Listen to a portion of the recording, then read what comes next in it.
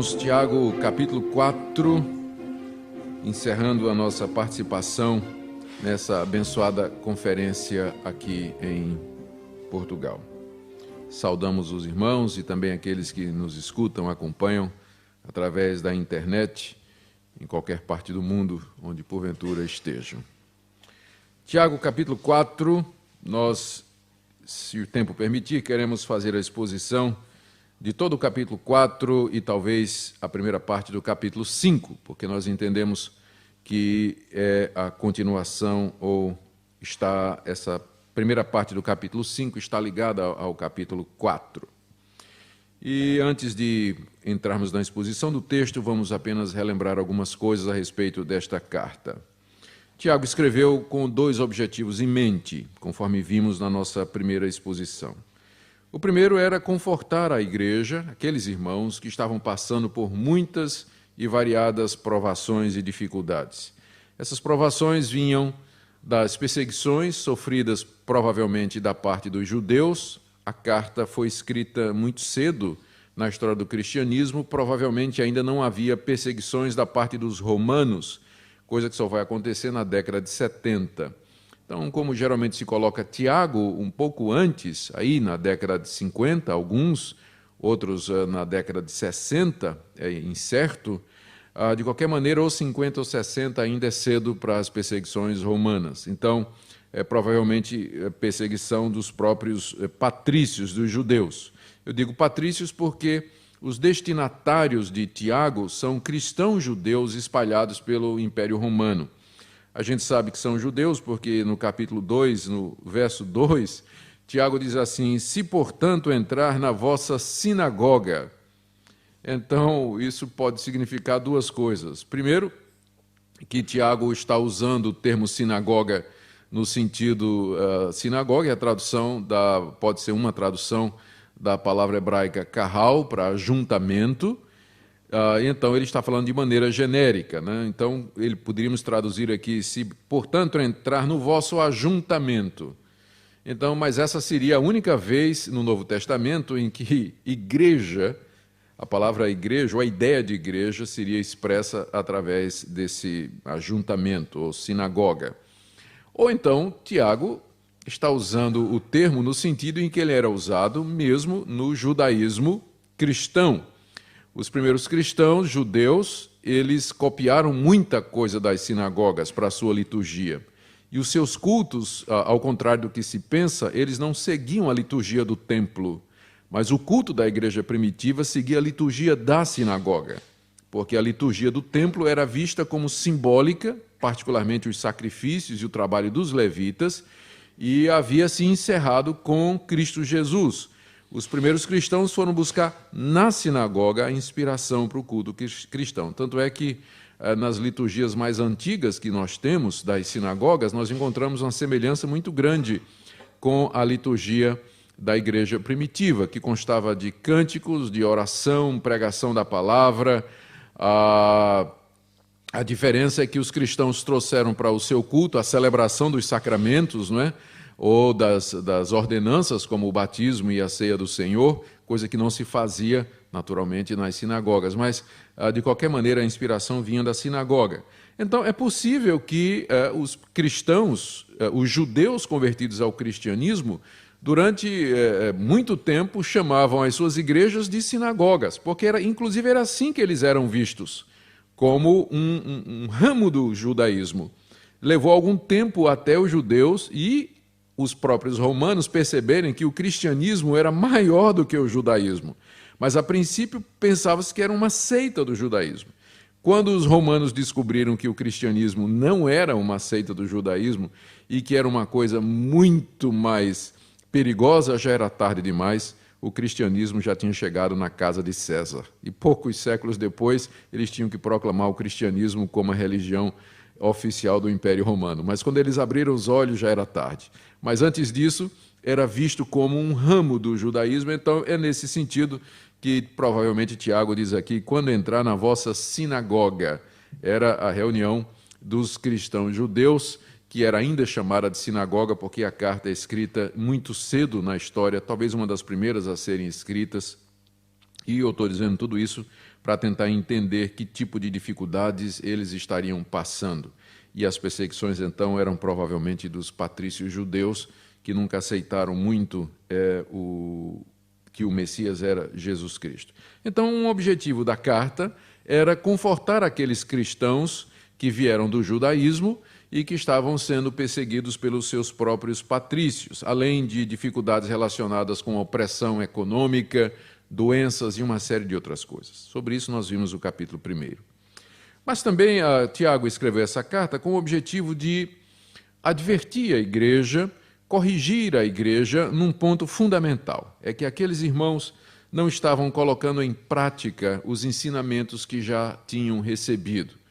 Tiago constantemente está dizendo para eles: o verdadeiro cristianismo não é escutar sermões, mas o verdadeiro cristianismo é amar os órfãos e as viúvas e guardar-se incontaminado do mundo. Meus irmãos, de que adianta vocês dizerem que vocês têm fé se vocês não têm obras? A fé sem a obra, sem as obras, ela é morta. E por que vocês estão dizendo que têm fé no Senhor Jesus Cristo e ao mesmo tempo vocês fazem distinção entre vocês tendo preconceito contra os pobres e aceitando os ricos, sendo imparciais no juízo de vocês? Tudo isso está permeando a carta toda. Tiago quer corrigi-los pela sua incoerência.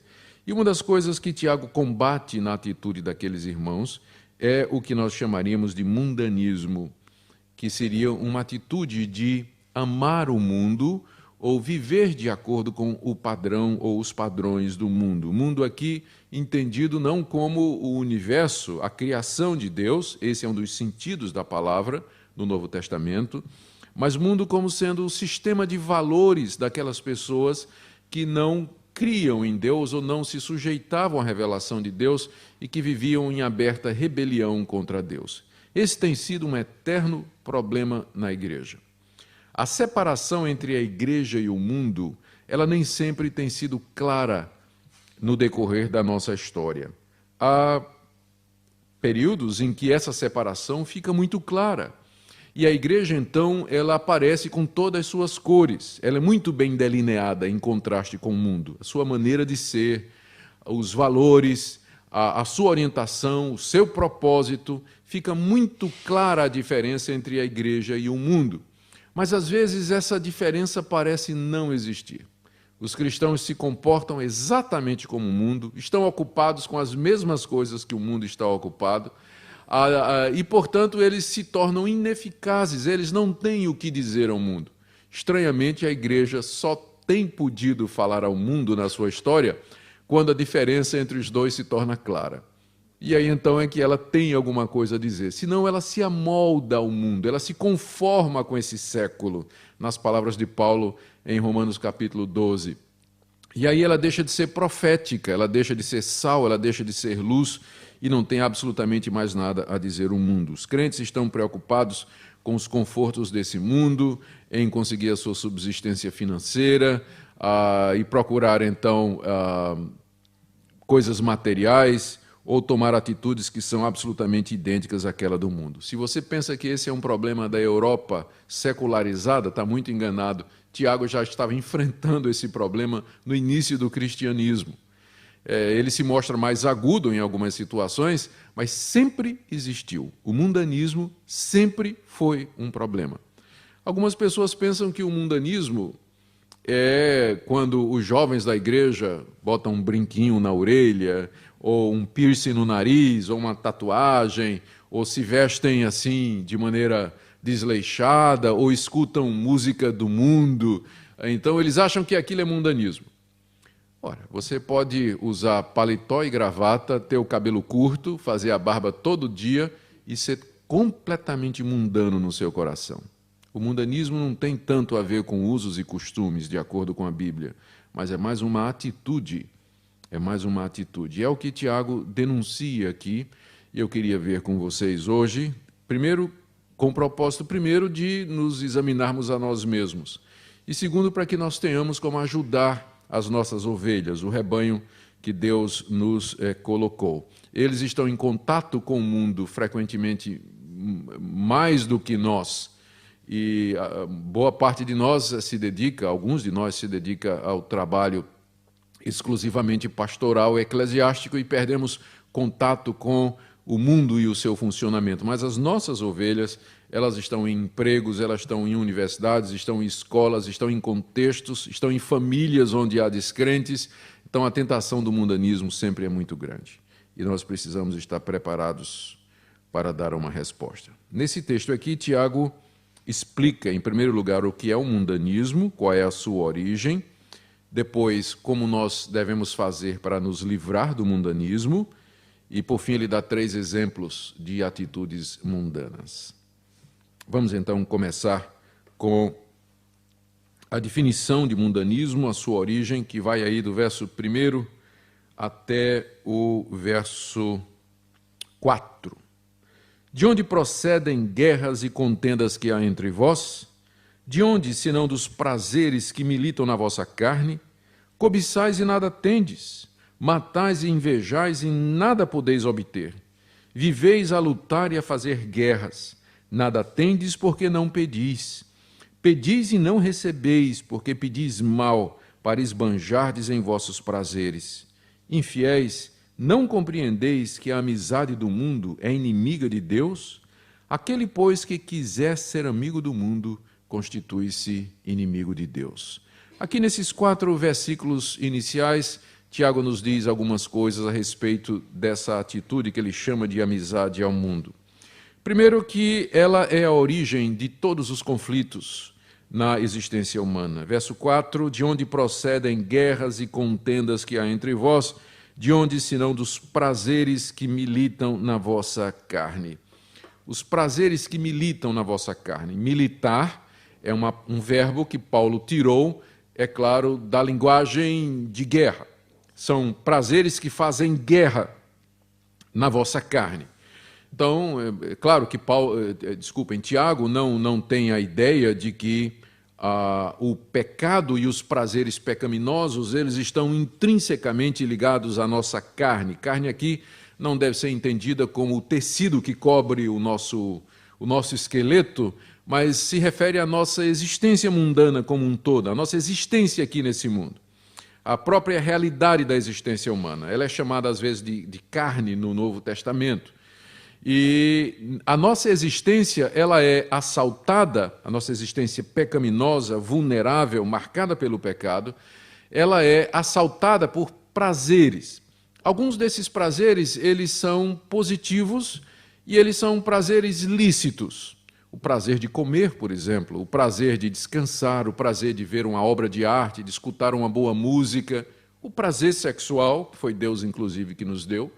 Só que esses prazeres, eles não podem ser satisfeitos e atendidos de qualquer maneira. Há um lugar, há um método, há um sistema, há toda uma regulamentação da palavra de Deus de como nós podemos ter prazer aqui nesse mundo. Mundanismo é quando nós vivemos para satisfazer estes prazeres de qualquer maneira. É quando nós somos orientados nessa vida ao prazer. Nós somos, é o nome que se dá, hedonistas. O hedonista era uma filosofia, é o nome que se dá a uma filosofia grega antiga, hedonismo, cuja palavra vem do grego hedone, que significa prazer. Os hedonistas achavam que a razão final e última da existência era a busca do prazer. E, num certo sentido, eles não estavam tão ruins assim, não estavam tão errados assim, porque, de fato, o prazer, a busca do prazer e da paz e da alegria e da satisfação é uma das coisas que impulsiona o ser humano a fazer o que ele faz. Só que, é claro, quando nós pensamos nisso em termos bíblicos, nós vemos que a razão da existência humana é conhecer a Deus e gozá-lo para sempre.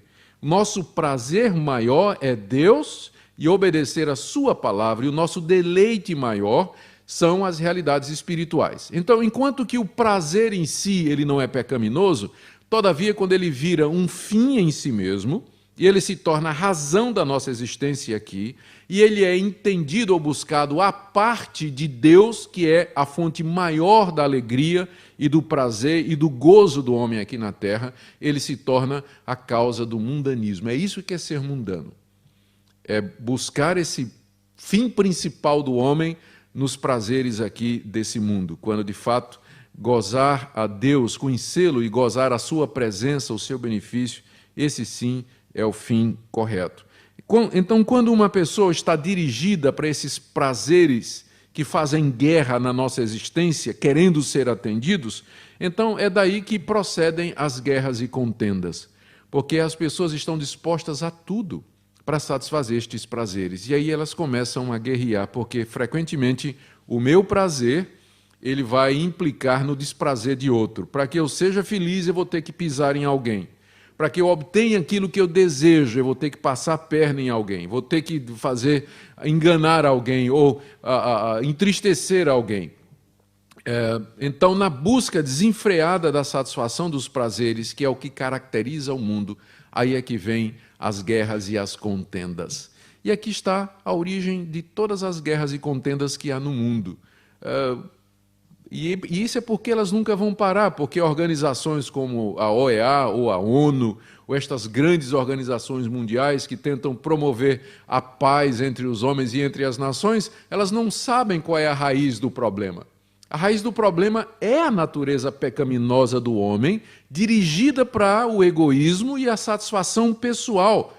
E é isso que isso está por detrás de todas as guerras que jamais existiram, com poucas exceções. É isso que explica os conflitos nas famílias, o conflito no casamento, o conflito entre amigos, o conflito na própria igreja, quando as pessoas brigam, é o mundanismo, ou seja, a busca do prazer como sendo a razão principal de todas as coisas. O homem diz assim: eu tenho o direito de ser feliz, estou vivendo com essa mulher não me dá satisfação, estou com ela há 15 anos, então eu tenho o direito de ser feliz, eu vou largar essa mulher e vou conseguir uma outra mulher que me faça feliz. Então, em nome do prazer, ele é capaz de quebrar os votos do casamento, desobedecer a palavra de Deus, enfim, mas se justificando pela busca do prazer. Então, aqui está uma boa definição do mundanismo, é viver para a satisfação desses prazeres sem levar Deus em consideração. Em segundo lugar, nós vemos no verso 2, aquilo que eu já falei, que o mundano ele está disposto a fazer qualquer coisa. O mundanismo leva uma pessoa a fazer qualquer coisa para obter o que ela deseja. Veja o que Tiago diz no verso 2. Cobiçais, depois ele diz matais, depois ele diz invejais, depois ele diz viveis a lutar, e ainda diz, e viveis a fazer guerras. Isso caracteriza bem o espírito mundano. É uma pessoa que está disposta a lutar, fazer guerra, ela inveja os outros, porque os outros têm e ela não tem, ela queria ter. Ela cobiça e ela chega inclusive a matar. Eu não sei se Tiago aqui está se referindo a algum caso real de uma briga que teve na igreja e um crente matou o outro.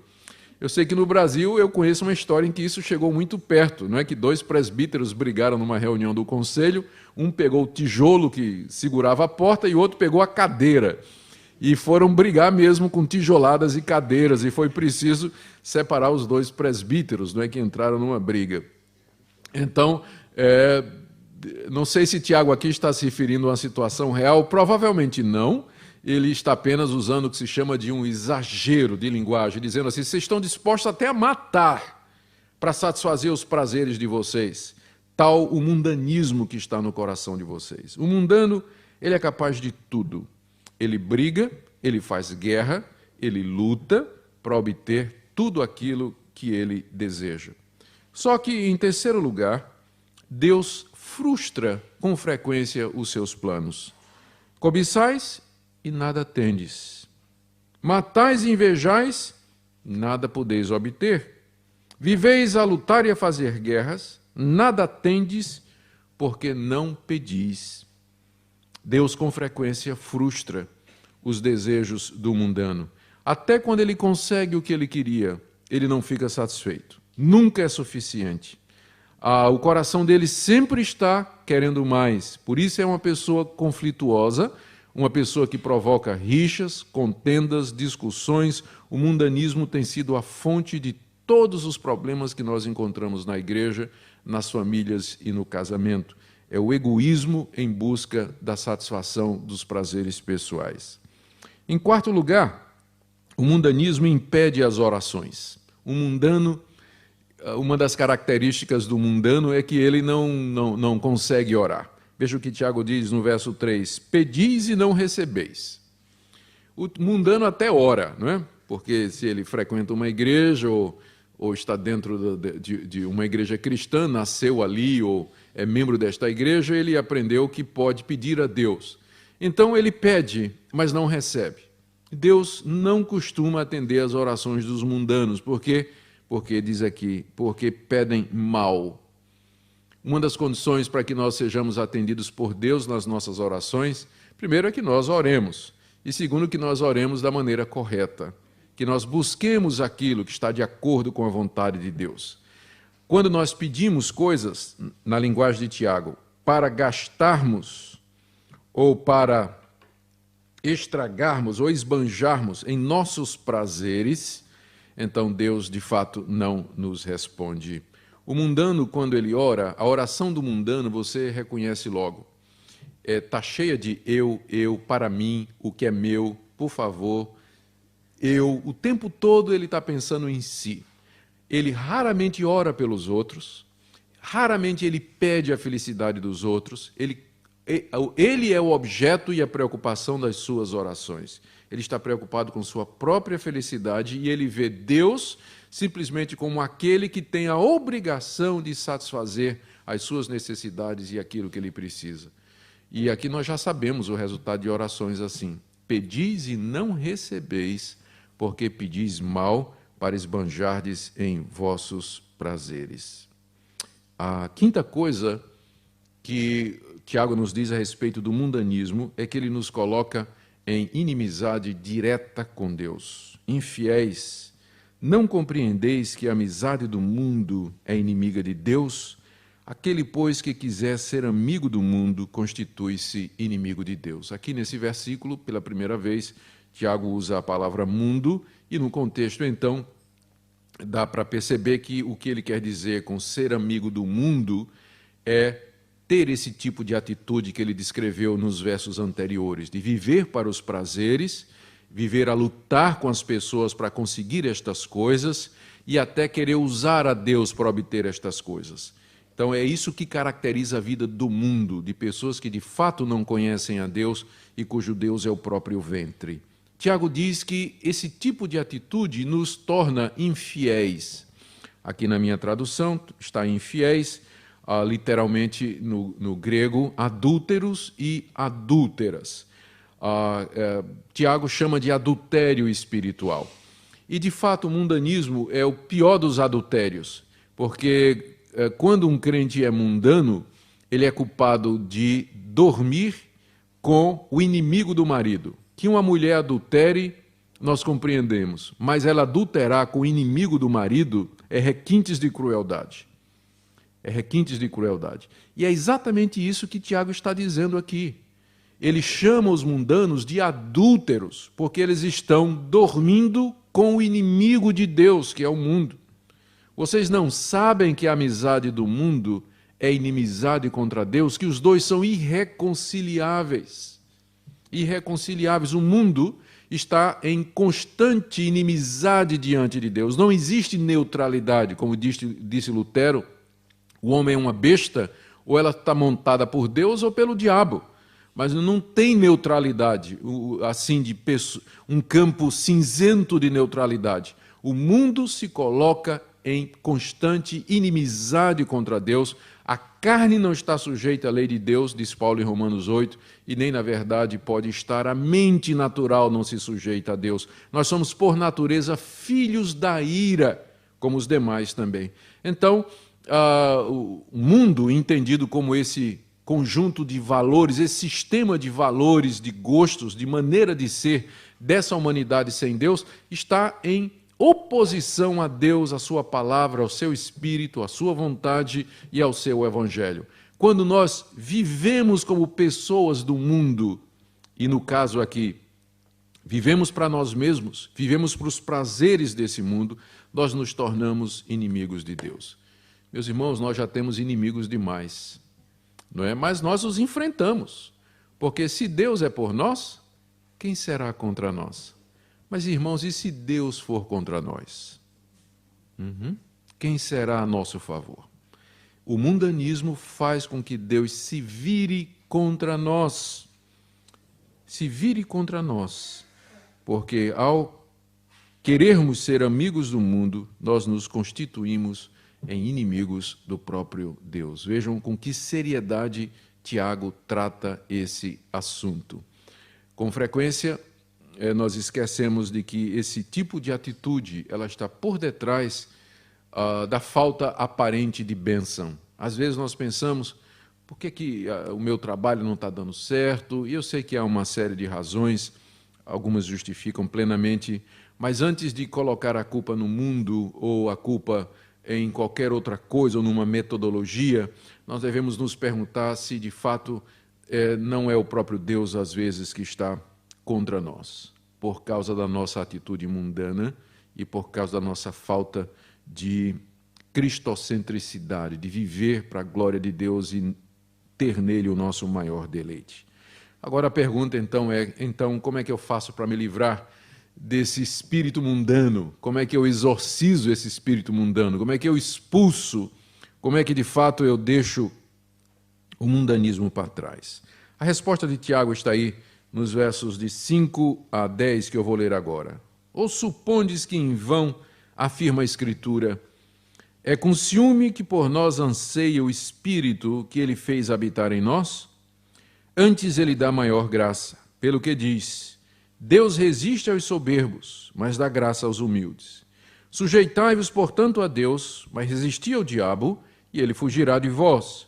Chegai-vos a Deus, e ele se chegará a vós outros. Purificai as mãos, pecadores, e vós que sois de ânimo dobre, limpai o coração. Afligi-vos, lamentai e chorai. Converta-se o vosso riso em pranto e a vossa alegria em tristeza. Humilhai-vos na presença do Senhor, e ele vos exaltará.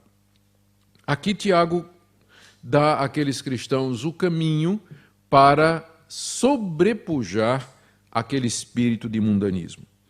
E a primeira coisa que ele nos diz aqui é que nós precisamos da graça de Deus.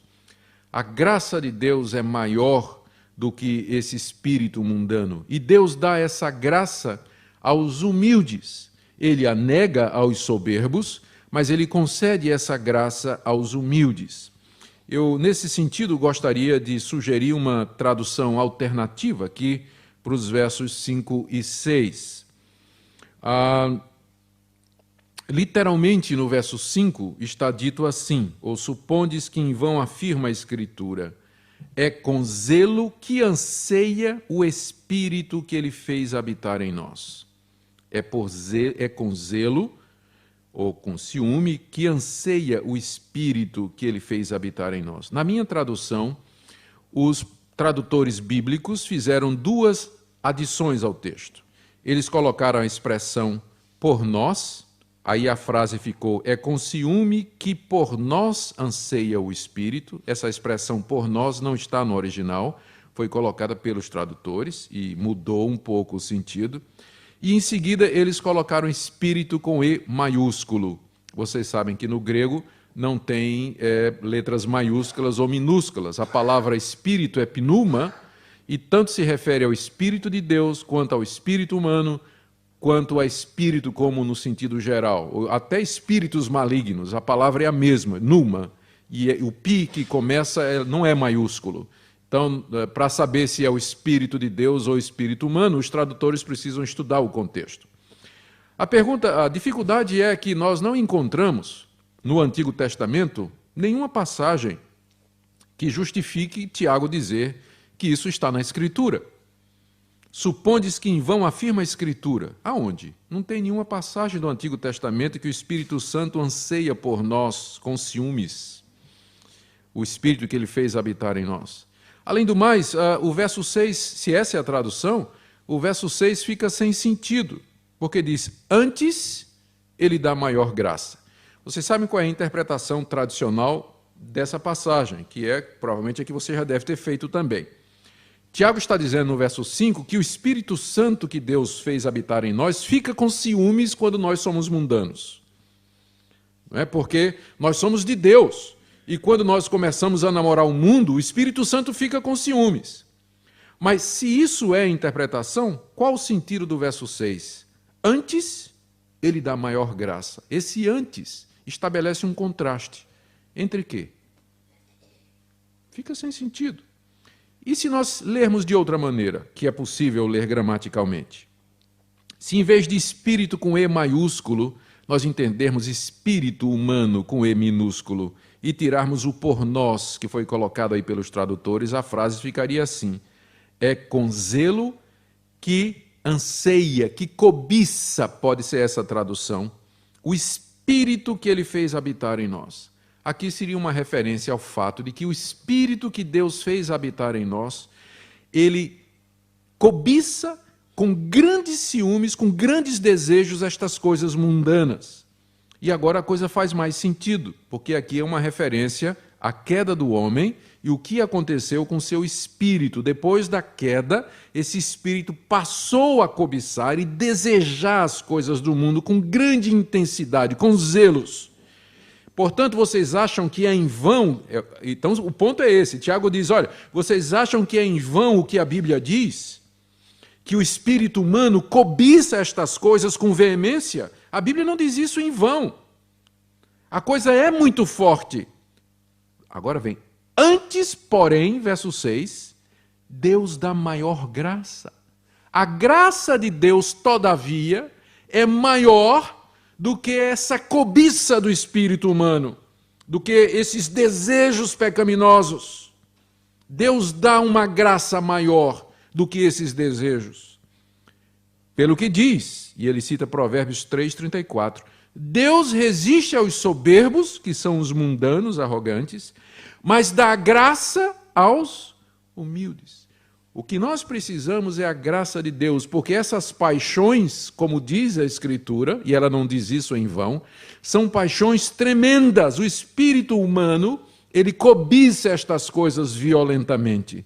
E somente a graça de Deus pode, de fato, sobrepujar. Deu para entender o que estou falando? Eu não sei quem tem a NVI, a nova versão internacional aí, mas ele já traz essa tradução já como uma tradução alternativa, que talvez entende que seja melhor do que as traduções tradicionais, porque deixa o verso 6 sem sentido interpretar isso aqui como sendo o Espírito de Deus, mas já outras traduções já colocam assim. Eu entendo que, do jeito que eu falei, é claro, eu não sou o autor dessa interpretação, são outros, né, que me chamaram a atenção para isso e eu quero concordar com eles, porque faz total sentido. A cobiça e o mundanismo e os prazeres, eles são muito fortes em nós por causa do pecado, e a Escritura não afirma isso em vão. Mas Deus dá uma graça maior. A graça de Deus é maior do que as nossas paixões. Só que Deus não dá essa graça a todos. Ele dá essa graça aos humildes, porque Ele resiste aos soberbos, aos arrogantes, os autossuficientes, mas os que se aproximam dele com humildade receberão essa graça poderosa para poder vencer o mundanismo. E agora vem o próximo ponto. O primeiro ponto foi esse. Nós precisamos da graça de Deus para vencer essas paixões. O segundo ponto é, Deus dá essa graça aos humildes. E aí vem um apelo para que nós nos humilhemos diante de Deus, do verso 7 até o verso 10, 10 imperativos, 10 ordens de Tiago, todas elas dizendo mais ou menos a mesma coisa. Verso 7, sujeitai-vos a Deus. Ainda no verso 7, resisti ao diabo. Verso 8, chegai-vos a Deus. Ainda verso 8, purificai as mãos. Ainda no verso 8, limpai o coração. Verso 9, afligi-vos, lamentai, chorai, converta-se o vosso riso em pranto. E no verso 10, humilhai-vos na presença do Senhor. 10 imperativos. Todos eles convergem num ponto só, que é o último, humilhai-vos na presença de Deus.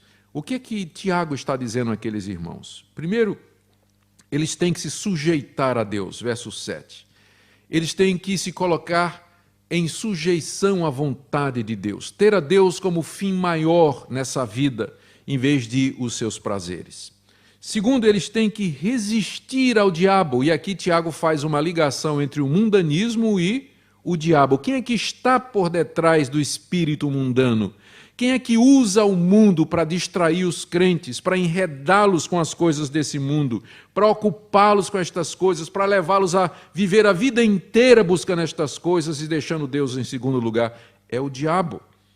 Então, Tiago vê o diabo como estando por detrás dessa tentativa do mundo de nos engolir. Por isso ele diz, resisti ao diabo, digam não ao diabo, resistam ao diabo. Resistir ao diabo aqui, ele não explica como nós fazemos, mas com certeza não é dizendo, sai Satanás, está amarrado, né? Eu te repreendo, ou, com certeza não é assim, mas é simplesmente tomando uma posição firme contra a tentação, é ficando firme contra os apelos do mundo. Sujeitar-se a Deus, resistir ao diabo, chegar-se a Deus, se aproximar de Deus em oração, em humildade, buscando a sua presença. Purificai as mãos. Aqui Tiago está usando a linguagem sacerdotal do Antigo Testamento. Lembrem como isso era música no ouvido dos judeus convertidos ao cristianismo, né? Então, no Antigo Testamento, nós tínhamos aquelas purificações, inclusive as mãos tinham que ser purificadas pelos sacerdotes antes dele fazer determinados sacrifícios ou determinados rituais. E aqui é simbólico, é claro, Tiago aqui não está dizendo que os cristãos têm que ir lavar as mãos com água para poder louvar a Deus, mas as mãos aqui são símbolo do que nós fazemos. Purificar as mãos significa parar de fazer o que é errado, parar de tomar atitudes que são contra a palavra de Deus. E aqui é o único lugar no Novo Testamento em que alguém chama os crentes de pecadores. Nenhum outro lugar. É só Tiago que vira para a igreja e diz, pecadores, purifiquem as mãos, pecadores. Tiago com certeza não seria um pregador muito popular hoje em dia, né? Purifiquem as mãos, pregadores. Pregadores também. Os pregadores precisam mais do que os pecadores, né? Isso. E vós que sois de ânimo dobre, limpai o coração. Lembram que nós já encontramos essa expressão, ânimo dobre, no capítulo 1. É a expressão que significa alguém que tem duas almas, alguém que é inconstante. E Tiago aqui se dirige para esses irmãos e diz, limpem o coração da incerteza, da dúvida, da dubiedade, firmem o propósito em Deus, limpem o coração, vocês que têm um ânimo dobre, um ânimo instável. No verso 9, veja só, ele manda que os crentes parem de se alegrar. Aflijam-se, lamentem, chorem, converta-se o riso de vocês em choro, em pranto e alegria em tristeza. Meus irmãos, há lugar na vida cristã para alegria, para festa, para felicidade, para gozo, para risadas, mas não quando a nossa situação não vai bem. Então, aqueles cristãos, eles estavam vivendo um período de mundanismo, e uma das características do mundanismo é que ele fecha os nossos olhos para que nós não entendamos a nossa verdadeira situação. Pensamos que tudo está bem. E Tiago diz, podem parar de festejar, para aí o louvorzão de vocês não têm que estar fazendo louvorzão coisa nenhuma. Vocês não têm que estar fazendo ações de graças ou festa, para com isso. Na verdade, vocês têm que estar chorando, lamentando diante de Deus. Vocês têm que se humilhar, rasgar o coração diante de Deus. Não é hora de alegria, não é hora de festa, não é hora de louvorzão, mas é hora de quebrantamento, de humilhação diante de Deus. E ele termina no verso 10, humilhai-vos na presença do Senhor. É tudo isso que ele quis dizer, humilhem-se na presença de Deus. 10 imperativos e 3 promessas. Primeira promessa, verso 7. Quando nós nos sujeitarmos a Deus e resistirmos ao diabo, o diabo fugirá de nós. Quer botar o diabo para correr? Então está aqui o caminho. É quando você se humilha diante de Deus, se achega a Deus e resiste a Ele, e Ele vai embora. Segunda promessa, Deus se chegará a nós. Verso 8, chegai-vos a Deus e Ele se chegará a nós. E a terceira promessa, verso 10, humilhai-vos na presença do Senhor e Ele vos exaltará. Queremos ser exaltados por Deus, conhecer o verdadeiro gozo aqui nesse mundo, o verdadeiro prazer da comunhão com Deus. O caminho é esse. O mundanismo frequentemente impede os ministros de Deus de conhecer este gozo e esta alegria, essa comunhão preciosa, essa exaltação que vem de Deus, essa intimidade com Deus. E para nos livrar dele só tem um caminho, é a graça de Deus, o poder de Deus em nossa vida. Só que isso Deus não dá aos soberbos. É preciso que nós nos humilhemos para que alcancemos essa graça, como ele diz aqui. Em resumo, é isso que Tiago está dizendo aqui sobre mundanismo. 3 exemplos que ele nos dá em seguida de atitudes mundanas. A primeira é a maledicência. Versos 11 e 12. Irmãos, não faleis mal uns dos outros. Aquele que fala mal do irmão ou julga seu irmão, fala mal da lei e julga a lei. Ora, se julgas a lei, não és observador da lei, mas juiz. Um só é legislador e juiz, aquele que pode salvar e fazer perecer. Tu, porém, quem és que julga o próximo? É interessante que logo após a condenação do mundanismo, Tiago já entra na questão da maledicência. O falar mal do irmão e julgar o irmão. Porque isso faz parte da atitude mundana. Porque isso faz parte do lutar, fazer guerras, contender, invejar e matar, na busca dos nossos interesses.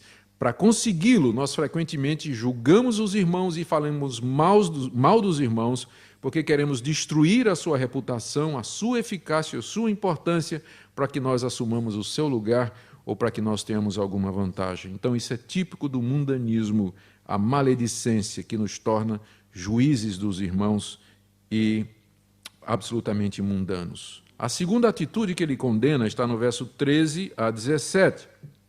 Atendei agora, vós que dizeis, hoje ou amanhã iremos para a cidade tal, e lá passaremos um ano e negociaremos e teremos lucros. Vós não sabeis o que sucederá amanhã. Que é a vossa vida? Sois apenas como neblina que aparece por instante e logo se dissipa. Em vez disso, deverias dizer, se o Senhor quiser, não só viveremos, como também faremos isto ou aquilo. Agora, entretanto, vos jactais das vossas arrogantes pretensões.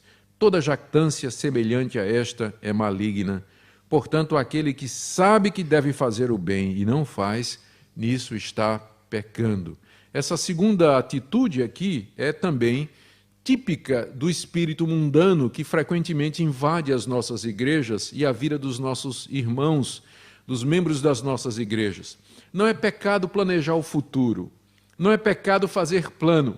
Pecado é você fazer planos e planejar o futuro sem levar Deus em consideração. O que Tiago está condenando aqui é a atitude daqueles irmãos empresários que fazem planos de expandir os seus negócios, abrir filiais, aumentar a firma, ganhar mais dinheiro, aumentar o número de empregados, e eles não levam em consideração que eles só farão isso se Deus quiser.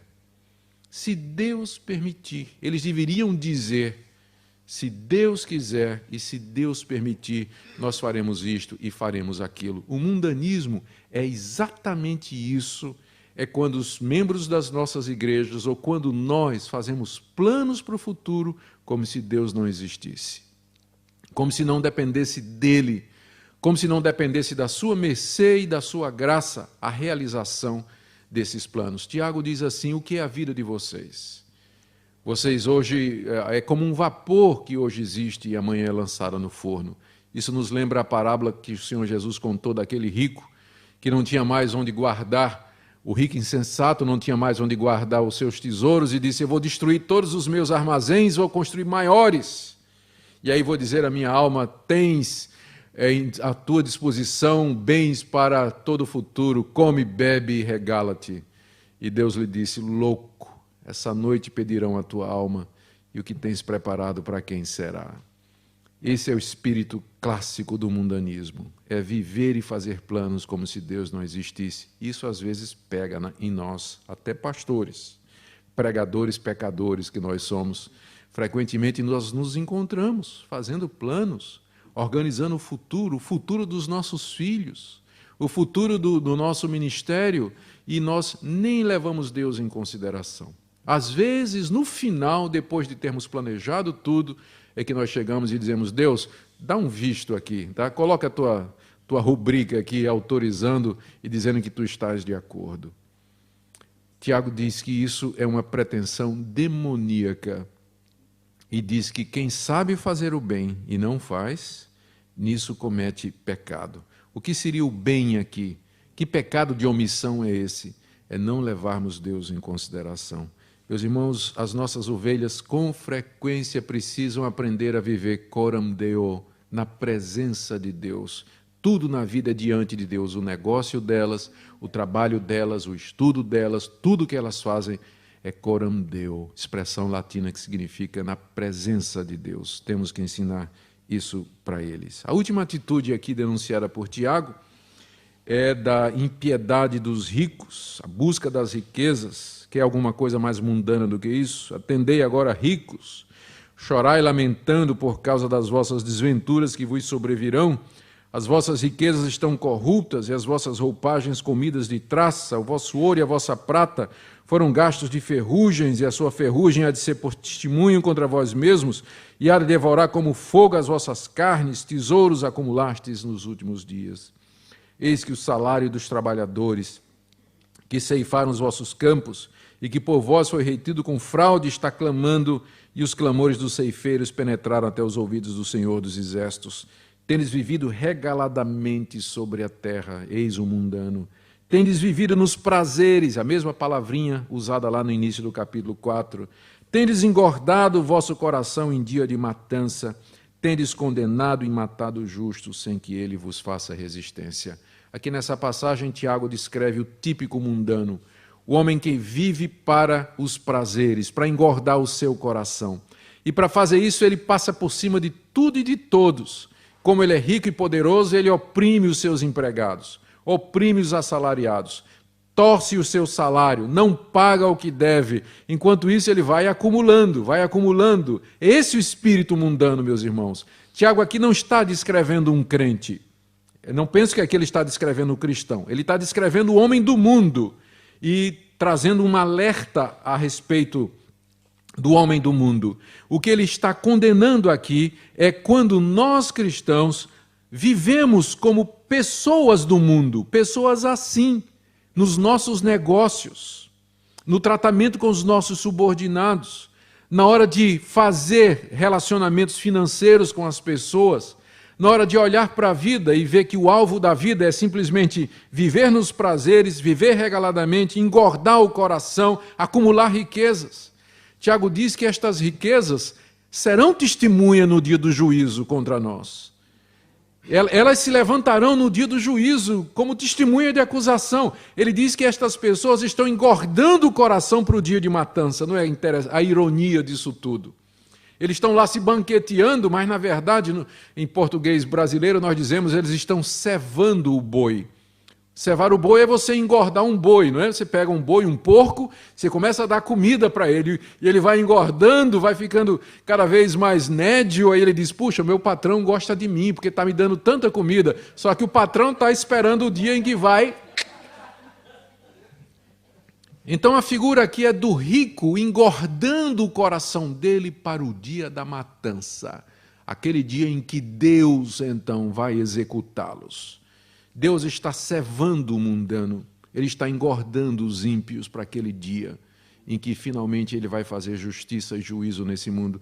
Imaginem a seriedade do mundanismo, se nós vivemos como estas pessoas vivem, lutando, fazendo guerras, tirando o direito dos outros, buscando os nossos prazeres em primeiro lugar, não seremos nós condenados com o mundo. Aqui está então essa poderosa exortação de Tiago contra o mundanismo, um problema que sempre afligiu as igrejas, desde o seu início. Isso está aqui num dos livros mais antigos, um dos primeiros a ser escrito, até os dias de hoje, especialmente num continente como esse, marcado pela secularização e o materialismo. Os membros das nossas igrejas, eles não estão isentos dessa tentação.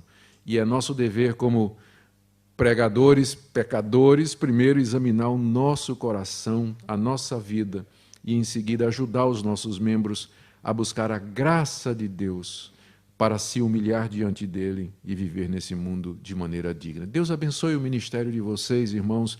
Sejam pregadores fiéis da palavra de Deus, preguem todo o conselho de Deus e não tenha medo mesmo de perder membros dizendo a verdade, não é? É melhor que a verdade seja dita agora. Exponham todo o conselho de Deus e lhes ensine também como a graça de Deus está disponível para aqueles que de fato o buscam. Amém.